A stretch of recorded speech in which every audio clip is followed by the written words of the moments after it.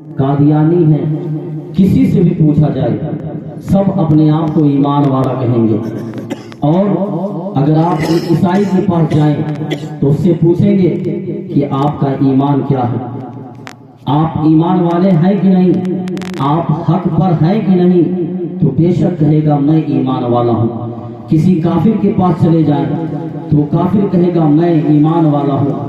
کسی سنی مسلمان کے پاس جاؤ گے تو وہ کہے گا میں ایمان والا ہوں۔ کسی سنی کے پاس چلے جاؤ تو وہ کہے گا میں ایمان والا ہوں۔ قادیانی کے پاس جاؤ گے تو وہ کہے گا میں ایمان والا ہوں۔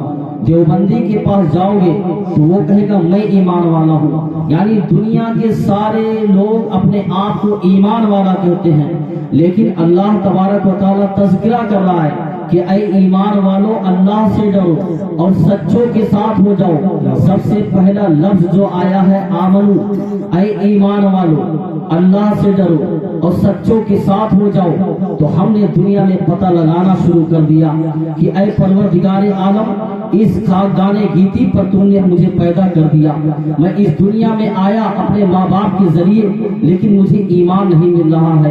میں کافروں کے گھرانے میں جاتا ہوں تو کیا دیکھتا ہوں، لوگ بتوں کی پوجا کرتے ہوئے نظر آتے ہیں، کوئی چاند و سورج کو سجدہ کرتا ہوا نظر آتا ہے، کوئی دریا و سمندر کے آگے سجدہ کرتا ہوا نظر آتا ہے۔